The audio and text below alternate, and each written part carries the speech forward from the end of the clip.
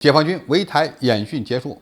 美国专家承认，美军已经无法为应对危机做好准备了。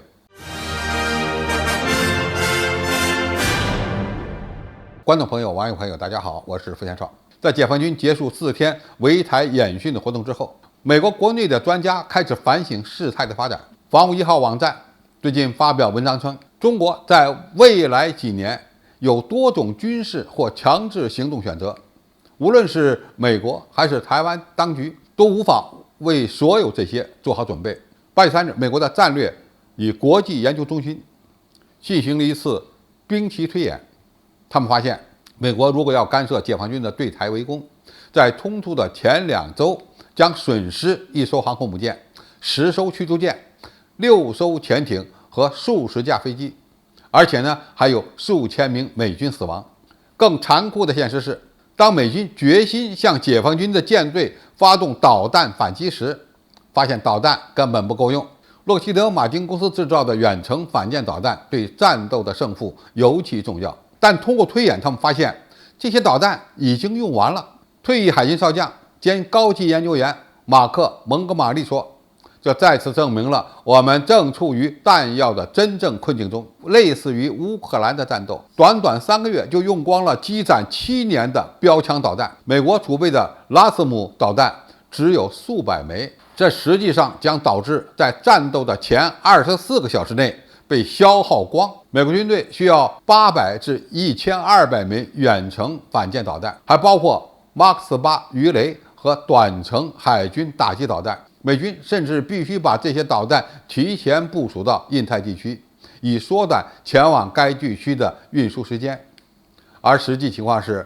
美国军方每年购买75到88枚拉斯姆导弹。蒙哥马利说，更残酷的现实是，美军想提高产量也办不到。洛克希德马丁公司目前只有1条生产线，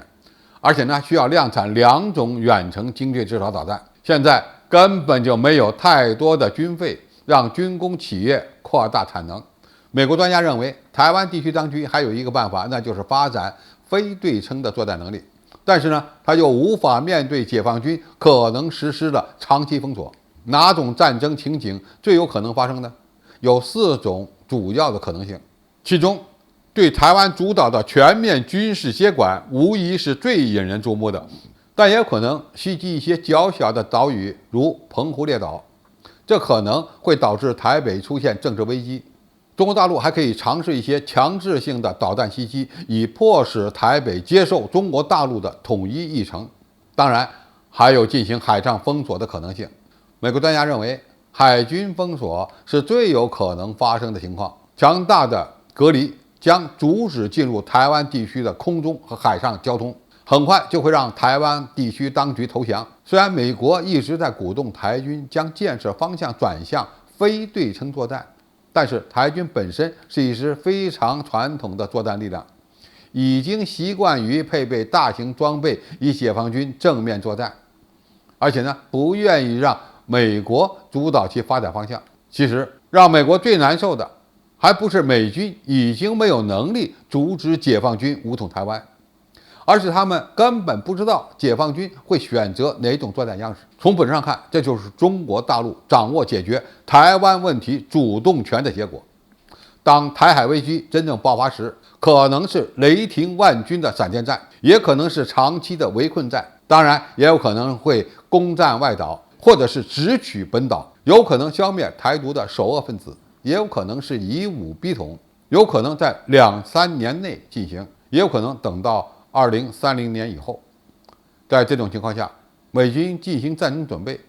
台军进行备战，都面临着两难，因为谁也无法确定解放军会在什么时候采取什么样的方式来解决统一问题。过去美军认为使用航空母舰的威慑就是干涉台海的最好手段，